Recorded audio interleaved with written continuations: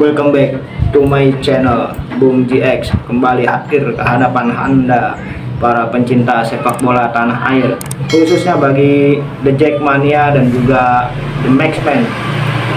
Pekan ini, pekan ke-7 BRI Liga 1 kembali menghadirkan satu laga big match, legendary big match, yaitu klub-klub legend yang memang sudah mengakar kuat di dalam basis-basis supporter tanah air.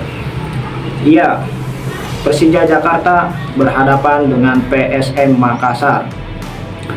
Keduanya saat ini masing-masing berada di posisi 5. PSM Makassar dengan poin 11 dan juga Persija Jakarta berada di posisi ke-8 atau ke-10 dengan nilai 8. Oke, PSM Makassar dalam 5 laga terakhir pertemuannya dengan Persija Jakarta memang tidak begitu baik ya.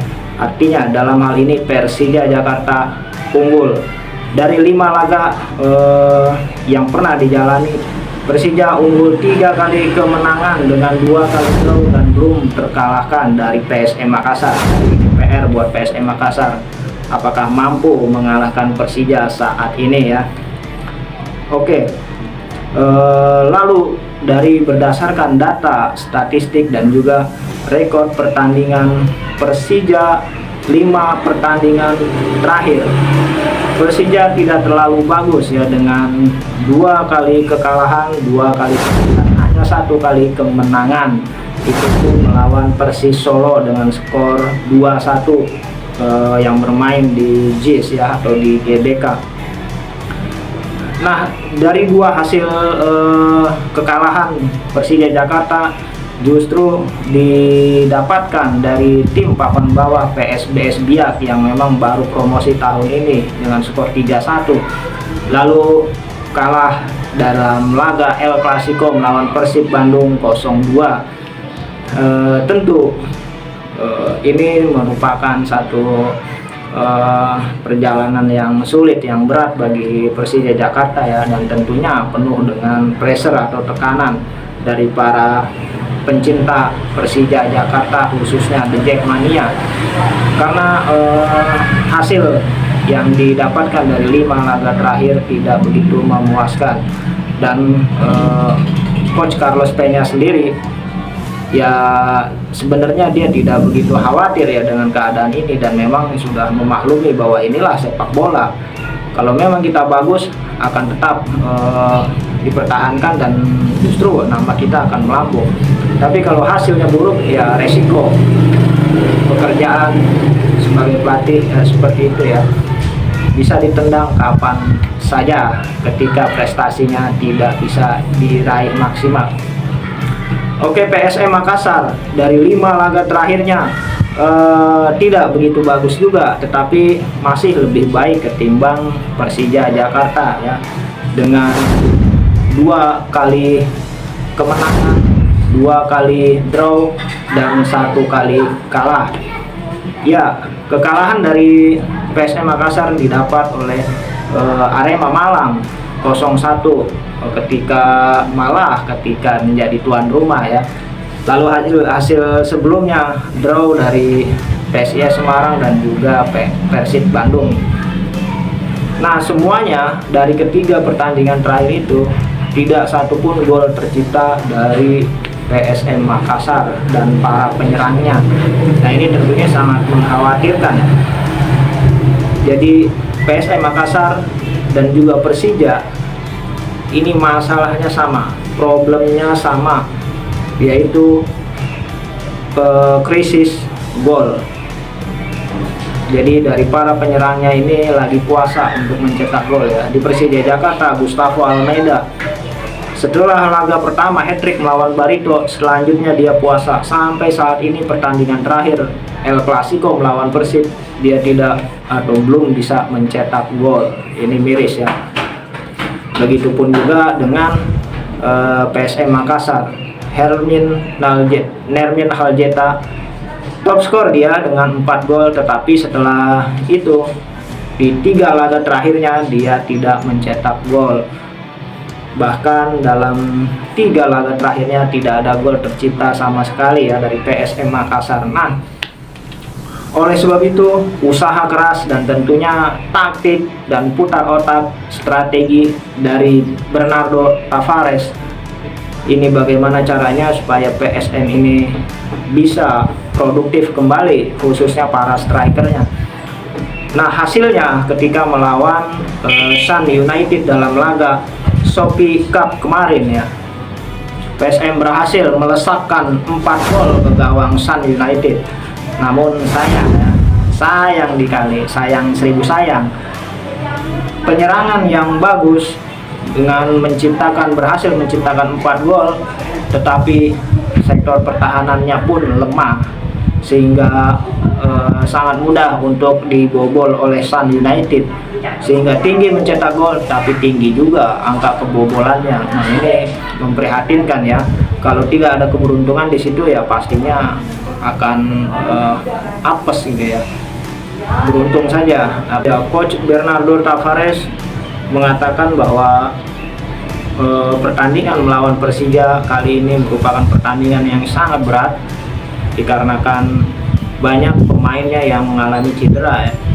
Hampir 7 pemainnya cedera. Terakhir Nermin Haljeta sang bomber dengan 4 gol, lalu juga Ricky Pratama. Ini semuanya pemain depan ya, pemain penyerang. Nah, sehingga menjadi kesulitan bagi Bernardo Tavares untuk menentukan strategi, menentukan taktik di mana para pemain utamanya ini mengalami cedera ya. Sedangkan Daisuke Sakai, Reza Arya, ini belum bisa bermain sampai saat ini ya. Daisuke Sakai dan juga mengalami cedera kaki.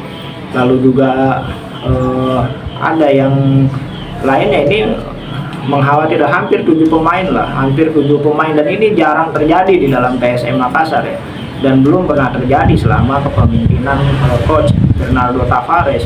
Makanya dia agak kerepotan juga. Makanya solusi mungkin yang akan diterapkan oleh Bernardo Tavares adalah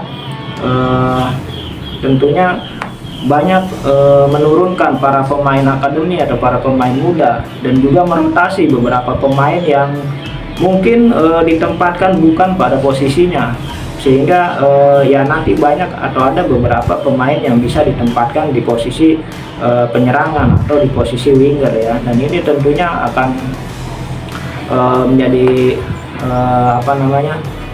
kesulitan juga buat Bernardo Tavares, dan di sini akan diuji ya, diuji kemampuan atau skill taktikal dan juga strateginya, dan juga kemampuannya dari Bernardo Tavares ini untuk meramu skuadnya yang ada ya, skuad yang ada, pemain-pemainnya yang ada, mampukah dia menciptakan satu pemain bukan pada posisinya tetapi bisa ditempatkan pada posisi yang baru dan hasilnya bagus, hasilnya baik ya. Nah, ini kita tunggu ya, apakah Bernardo Tavares itu berhasil meracik atau meramu para pemainnya, para skuadnya yang memang banyak yang cedera ya. Dan bagi Persija kondisi seperti ini juga bukan keuntungan ya, bukan berarti keuntungan melihat kelemahan atau kerugian yang dialami oleh PSM Makassar. Ada beberapa hal yang merugikan Persija Jakarta juga, yaitu kondisi di mana para pemainnya juga ada yang cedera seperti Witan Sulaiman, lalu Ramon Bueno yang belum tentu bisa dimainkan untuk laga melawan PSM Makassar. Nah, apalagi kondisi terakhir di mana Persija Jakarta konon kabarnya dan bahkan sudah resmi dipastikan tidak bisa bermain di JIS ataupun di GBK ya, dan kemungkinannya akan bermain di Bantul atau Yogyakarta. Nah, ini kan tentunya merugikan bagi Persija Jakarta, karena percuma saja status sebagai pemain tuan rumah atau bermain sebagai tuan rumah, tetapi kondisinya tidak tanpa penonton dan juga bermain di posisi netral atau di tempat netral. Jadi kedua belah pihak, Persija maupun PSM Makassar, akan memiliki peluang yang sama untuk memenangi laga, dan ini krusial ya, apalagi kondisi Persija saat ini ya, dari 5 laga terakhirnya yang sangat negatif, hanya 1 kali kemenangan melawan Persis Solo, dan itu pun menjadi tuan rumah. tentunya menjadi beban moral yang berat bagi Persija Jakarta, khususnya pelatih Carlos Peña, di mana kekhawatiran akan posisinya tentunya menjadi tanda tanya besar, dan juga tentunya menjadi desakan, bahkan sudah ada suara-suara miring ya, atau suara-suara sumbing yang menyatakan, yang mendesak untuk mendepak Carlos Peña. Ya tentu Carlos Peña sendiri tidak mengkhawatirkan hal itu ya, tetapi memang kondisi sepak bola ya memang seperti itu. Kapanpun, kapan saja Anda bisa didepak kalau misalnya ya kondisinya atau situasinya krisis ya. Gustavo Almeida sendiri mengakui bahwa memang kondisi Persija saat ini tidaklah baik, tidak ideal ya, dan tentunya semua pemain ingin meningkatkan kembali level permainannya dan tentunya motivasinya untuk kembali dalam tingkatan atau dalam level yang maksimal, yang tinggi ya, untuk bisa memenangkan laga. Oke, kita tunggu saja hasilnya, dan saya tunggu saran, komentar, kritik dan sebagainya, pendapat lain, argumen lain bagi kedua belah pihak, The Jackmania maupun The Maxman yang menonton video ini. Silakan di kolom komentar. Oke, wassalam.